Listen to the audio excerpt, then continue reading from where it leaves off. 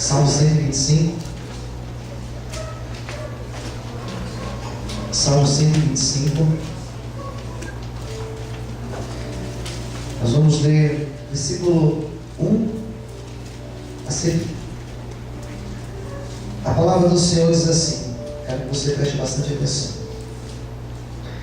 Aqueles que confiam no Senhor são como um monte de Sião, que não pode ser abalado, mas permanece para sempre.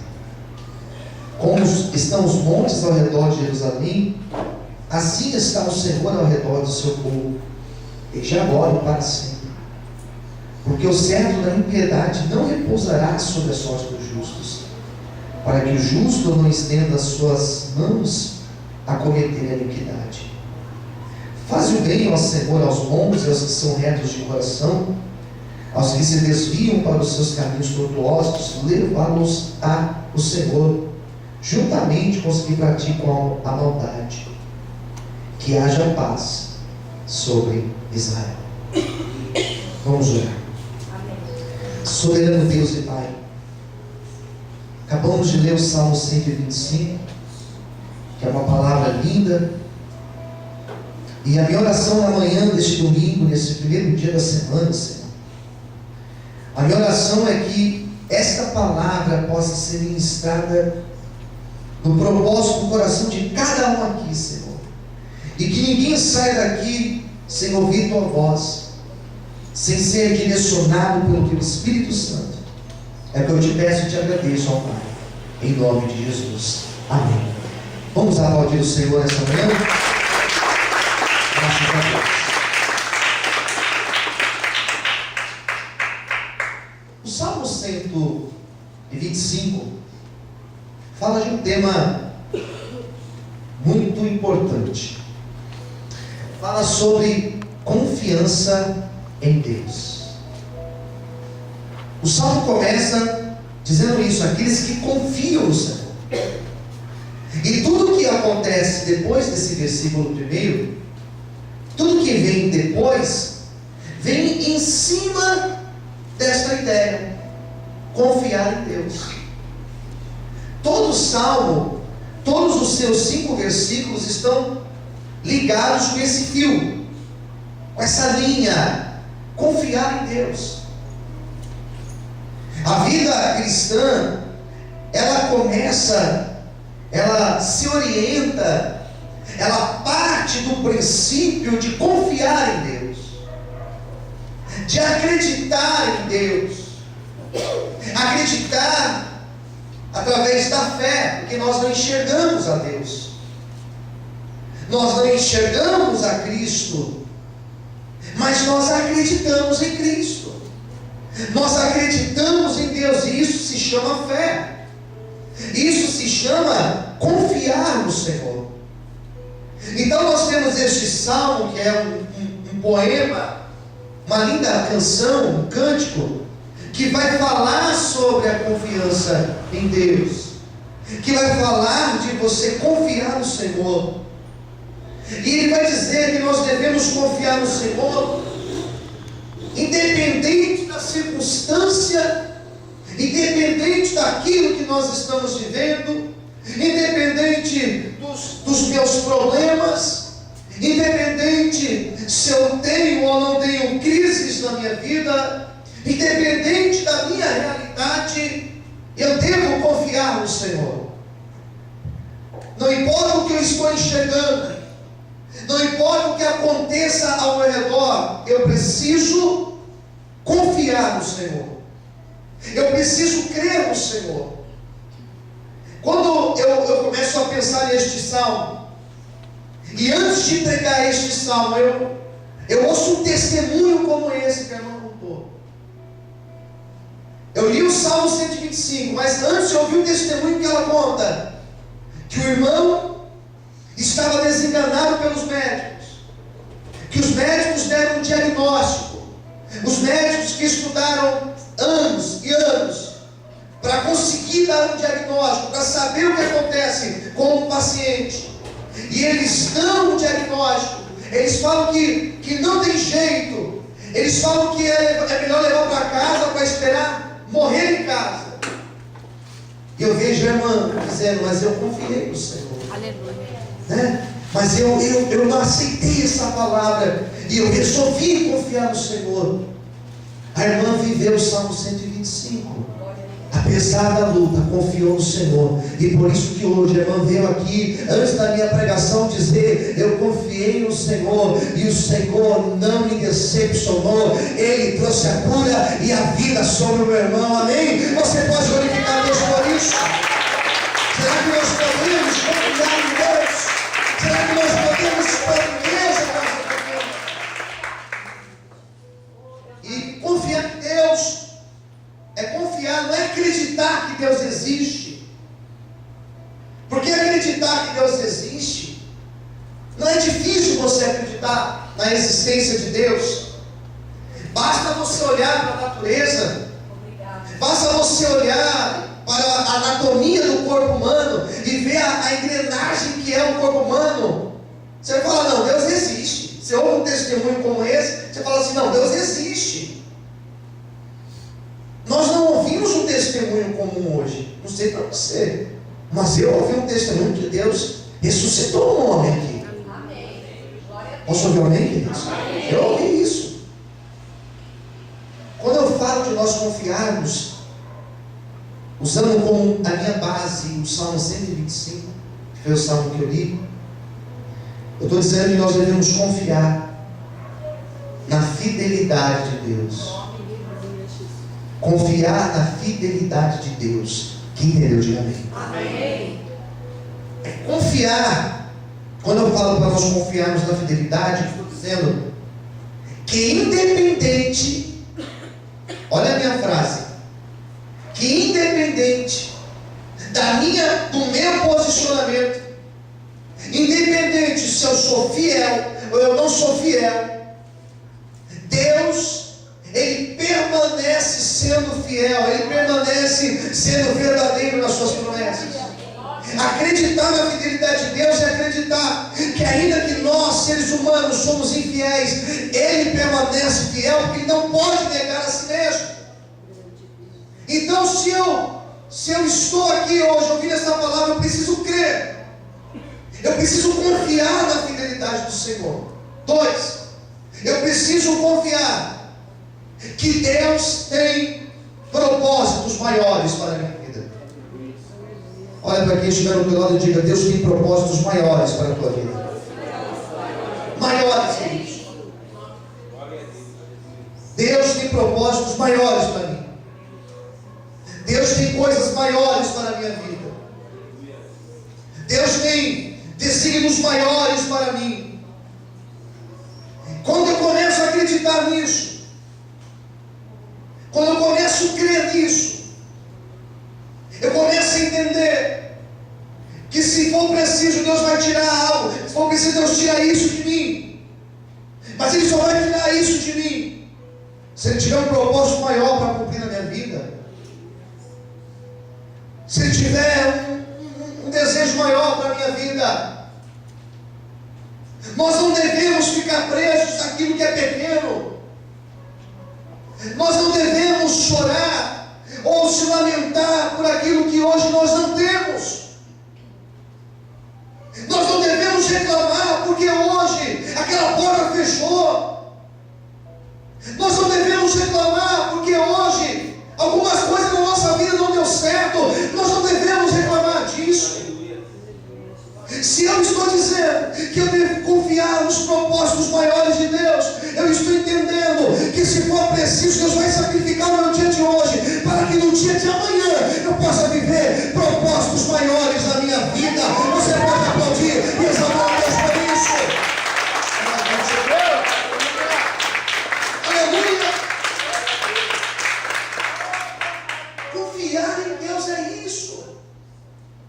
É acreditar, queridos, é ter certeza que se alguma coisa hoje não está do jeito que eu gostaria que estivesse, que se eu estou orando por um mal que ainda não aconteceu, Ele tem um propósito maior. Aleluia, Jesus. Amém, queridos? Amém. Eu sinceramente, nem quando eu me deparo com uma situação de morte, nenhum momento desse eu devo desacreditar dessa verdade. Porque se for preciso, Deus leva uma pessoa para que essa pessoa não venha perder a sua salvação. Quem entendeu, diga amém. Se for preciso, Deus sacrifica o hoje para amanhã Ele fazer algo maior na nossa vida. Eu posso ser provado no que eu estou pregando agora. Eu posso ser provado nisso. E ainda que eu seja provado nisso, eu preciso confiar no Senhor. Amém. Aqueles que confiam, e essa confiança também, ela deve girar em torno da promessa de Deus. Eu não tinha combinado os louvores com o evangelista Marco, e o último louvor falou da promessa, né? De Deus de aliança. Foi o último louvor, não, o penúltimo, né? Que fala da aliança, da promessa. Confiar de forma que não se abala é confiar na promessa. É confiar que ainda que eu esteja vendo o contrário. Um exemplo, eu estou orando por alguém e ao invés dessa pessoa buscar o Senhor, se render ao Senhor, parece que ela está distante, né? Então, ainda que eu esteja vendo o contrário do que eu estou orando, eu preciso crer, porque se Deus tem uma promessa dentro dessa pessoa, Ele vai alcançar essa pessoa. E crer na promessa é crer nisso. Se estiver favorável, é mais fácil. Mas se não estiver favorável, pastor, é promessa. E se tem promessa, aconteça o que acontecer, a promessa de Deus já irá acontecer na nossa vida. Pode ter um diagnóstico médico contrário, mas se Deus falou que ia alcançar o irmão dela, Ele alcançou. Ele fez a obra, Ele tem resgatado, Ele tem feito a promessa acontecer. Aleluia. Você que entrou aqui nesta manhã dizendo: Senhor, onde estão as suas promessas? Você que entrou aqui nesta manhã dizendo: Senhor, será que eu vou viver as promessas que o Senhor tem para a minha vida? Você vai viver a promessa do Senhor, porque se Ele prometeu, Ele é fiel e justo para cumprir a promessa dEle sobre ti. Amém? Você pode glorificar e aplaudir ao nome do Senhor. Amém, querido? Então, Salmo 125 do que fala? Confiança em Deus. Confiança em Deus. Salmo 125 fala da confiança. Eu confio. Eu não vejo, mas eu confio. Maldito o homem que confia em outro homem, mas eu confio somente no Senhor. A segunda ideia do texto, que vai ter nesse texto, também lógico, depois da confiança, é a questão de não ser abalado, de não ser sacudido, de não ter a sua fé abalada. Amém, queridos? Amém. Aqui já entra um ponto mais complicado, porque sinceramente tem algumas coisas que abalam a nossa fé. Você concorda comigo? Quem concorda, diga amém. Tem coisas que abalam a nossa fé. E eu falo isso, irmãos, porque por mais que eu sou pastor e estou aqui todos os dias, por mais que eu ministre a palavra todos os dias, dá a impressão que quem tem uma vida assim parece que nunca se abala. Mas tem vários momentos que eu tenho isso comigo. São vários momentos que a minha fé ela é abalada. Vem um problema e você não sabe como agir. Acontece uma situação, isso acontece muito na igreja. Às vezes eu tenho que lidar com problemas aqui dentro, e que se eu não coloco a minha confiança em Deus, a minha fé vai lá embaixo. Existe a preocupação financeira, existe a preocupação da nossa família, existe preocupação às vezes de uma pessoa que está enferma. São várias preocupações que são capazes de abalar a nossa fé. Quando eu estava lendo este salmo antes de ministrar ele hoje, estava meditando desta palavra, o texto vai dizer que aquele que crê no Senhor, ele é como um monte de Sião que não se abala, mas ele permanece lá para sempre. Eu falei, mas peraí, Senhor, já teve muitos momentos na minha vida que, apesar de eu confiar plenamente no Senhor, parece que a minha fé foi abalada. Que Deus começou a ministrar comigo, dizendo: filho, não ser abalado significa passar pelas lutas, passar pelos problemas, pelas provações, e mesmo assim permanecer confiando na minha fidelidade. O problema é passar pela provação, é ser sacudido, é como um terremoto que balança, que sacode, e às vezes destrói tudo, mas às vezes ele balança e o prédio permanece de pé.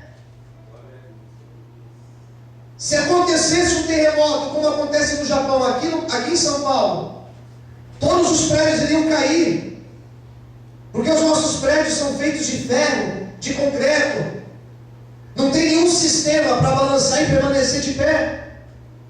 Agora, quando você vai ver as construções lá no Japão, os prédios têm sistema de amortecedor, suspensão, balança, e ele balança junto com o terremoto, ele não cai.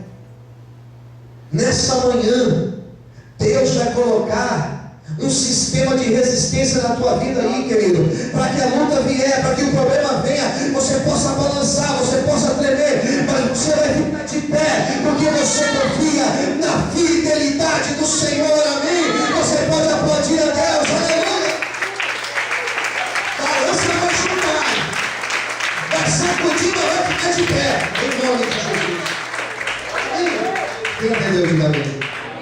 Amém? Eu posso passar pelas lutas, mas eu não sinto o efeito das lutas na minha vida.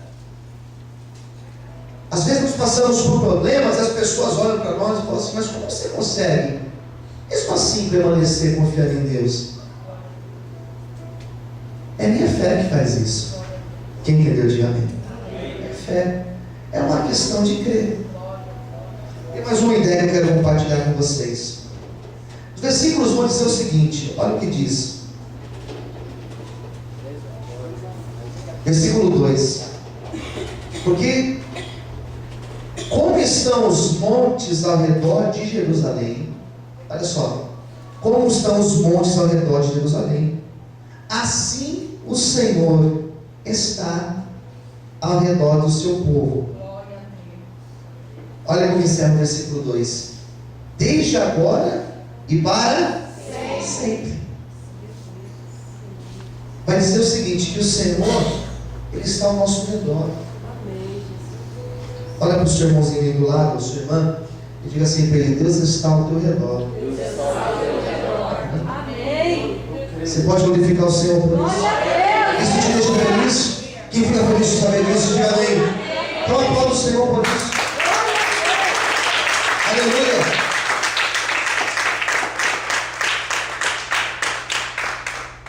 Como que você lê esse versículo 2? O que você acha desse versículo 2? Ter Deus ao teu redor. Da mesma forma que a cidade era cercada pelos montes, e aqueles montes representavam o quê? Segurança.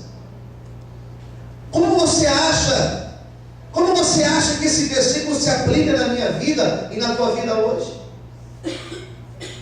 Ter Deus ao nosso redor, queridos, é isso. Ter a proteção de Deus ao nosso redor, ter a segurança de Deus ao nosso redor. Eu não estou enxergando Deus, mas eu sei que Deus está aqui ao meu redor, eu sei que a presença dEle está comigo. Eu não tenho meu corpo fechado, como aquela expressão que eles usam lá, ter corpo fechado. Não, meu corpo não é fechado. Meu corpo é cheio da presença do Espírito Santo de Deus, amém? E se você também é cheio do Espírito Santo, o adversário pode se levantar, mas ele não pode tocar na tua vida, porque o Senhor está contigo para te proteger, amém? Você pode louvar o Senhor por isso, aleluia! Deus está ao nosso redor. Se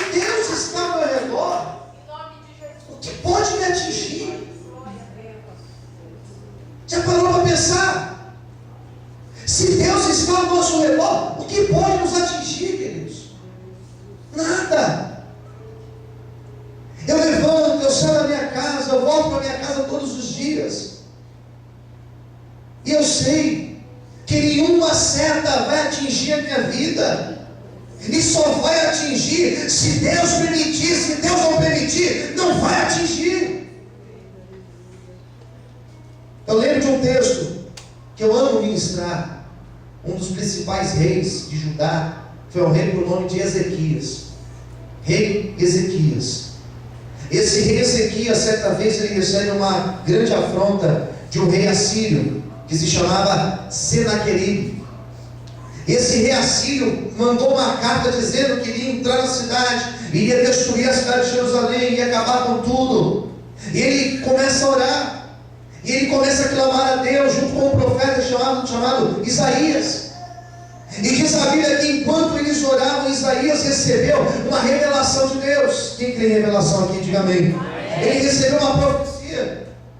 E qual foi a profecia? Ele olhou para o rei e falou assim: rei Ezequias, assim diz o Senhor, Deus dos exércitos, esse inimigo não vai entrar nesta cidade, nenhuma flecha entrará aqui, porque o Senhor está nos dando vitória. Diz a Bíblia que naquela madrugada Deus enviou um anjo lá no arraial dos sírios e matou, destruiu quase 200 mil inimigos. Sabe o que Deus está falando comigo nesta manhã? Que o adversário pode levantar em qual área for, ele pode tentar contra a nossa vida, ele pode usar alguém para fazer um despacho, ele pode usar alguém para falar mal de você, ele pode usar alguém para tentar te prejudicar. Não vai conseguir, porque o Deus poderoso, ele está do nosso lado quando está vitória. Todos podem aplaudir e exaltar o Senhor por isso. Você pode louvar a Deus por isso. Você não será atingido, ninguém ao teu lado, deixa eu continuar. Você não é atingido, porque o Senhor está contigo. Amém, querido? Eu estou debaixo da proteção de Deus.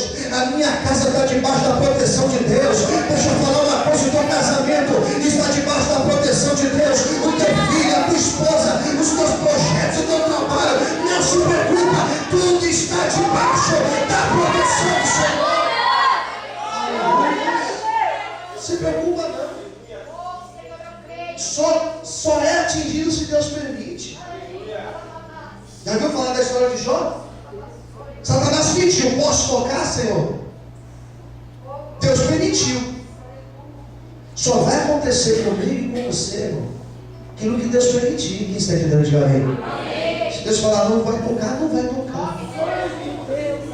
Eu creio dessa maneira, queridos. Amém? Quem crê assim, diga amém. Deus está ao nosso lado para nos proteger. Daí tem uma quarta ideia que eu quero ler junto com vocês. Versículo de número 4. Vou ler 3 e 4. Porque o cetro da impiedade não repousará sobre a sorte dos justos, para que os justos não estendam as suas mãos para cometer a iniquidade.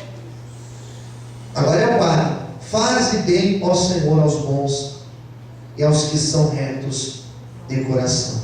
Aleluia. Glória a Deus. Deus fará justiça. Aleluia.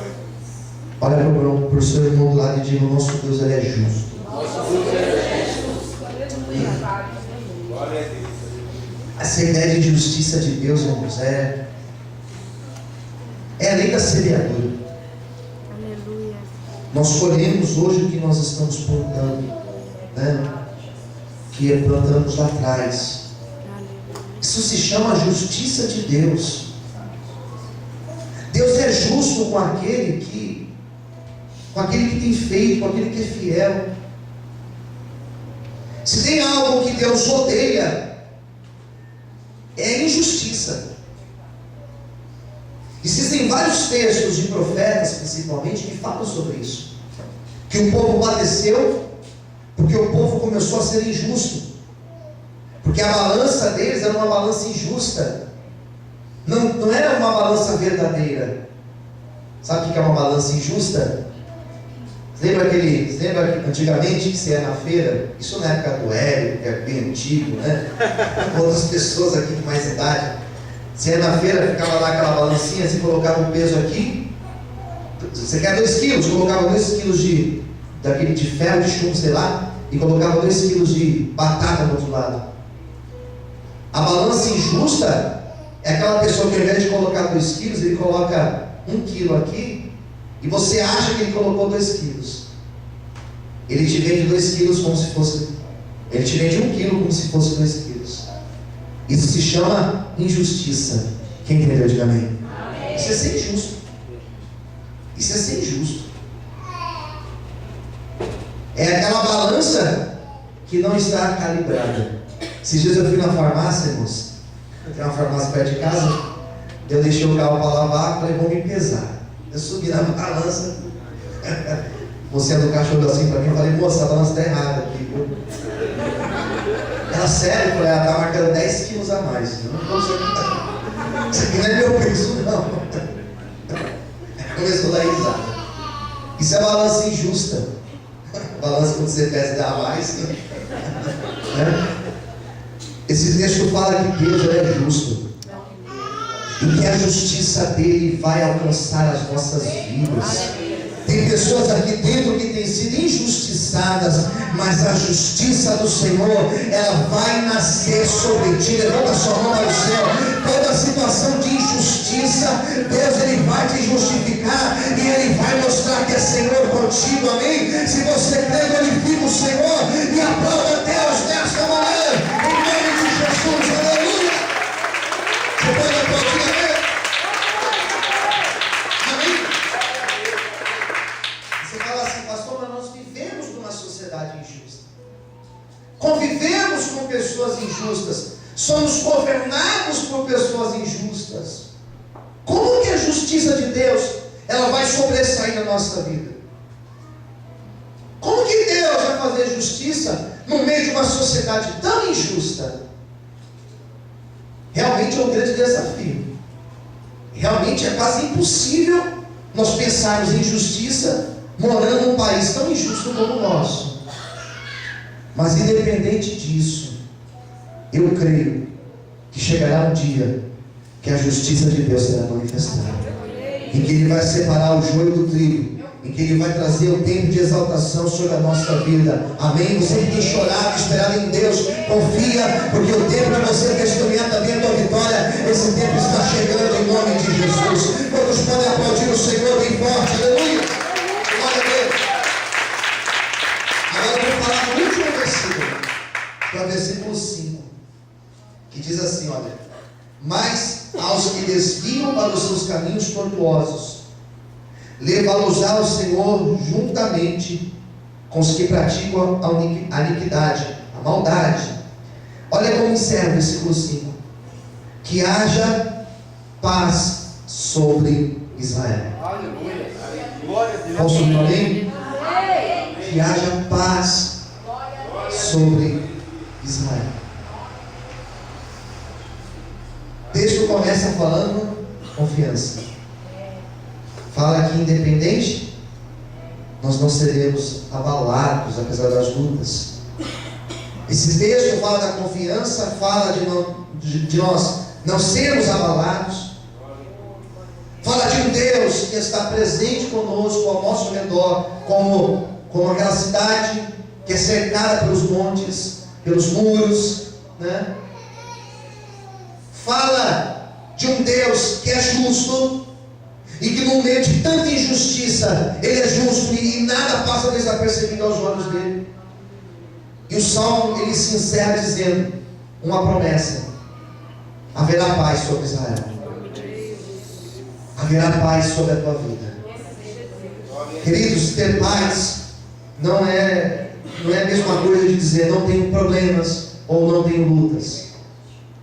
Ter paz é você, apesar das lutas, você colocar a cabeça no seu travesseiro, conseguir dormir tranquilamente, porque você sabe que enquanto você dorme tem um Deus que trabalha com você. Ter paz é passar pelas piores cornetas da vida, é ver o seu barco sendo arrebatado pelas ondas, mas é você saber que existe um comandante no teu barco que toma o controle da embarcação e que não deixa o teu barco se perder em meio à tempestade. Ainda que o barco possa abalar, possa afundar, não importa. Se Deus estiver conosco, Ele sempre terá um escape para as nossas vidas. Ele sempre tem um bote de salvação preparado para mim e para você. Nesta manhã eu quero declarar esta palavra sobre a tua vida, que apesar das dificuldades que você tem enfrentado, apesar das grandes tormentas, apesar de às vezes você levantar pela manhã e você falar: meu Deus, hoje é mais um dia de luta, hoje é mais um dia difícil, mesmo assim eu estou em paz, porque eu sei que o Senhor está comigo. Nesta manhã receba a paz de Deus, a paz que excede todo impedimento.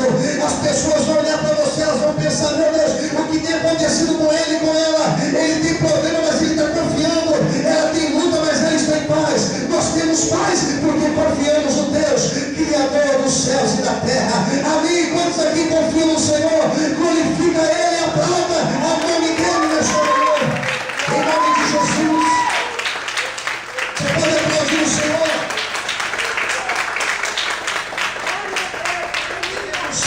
Teremos paz em meio às dificuldades.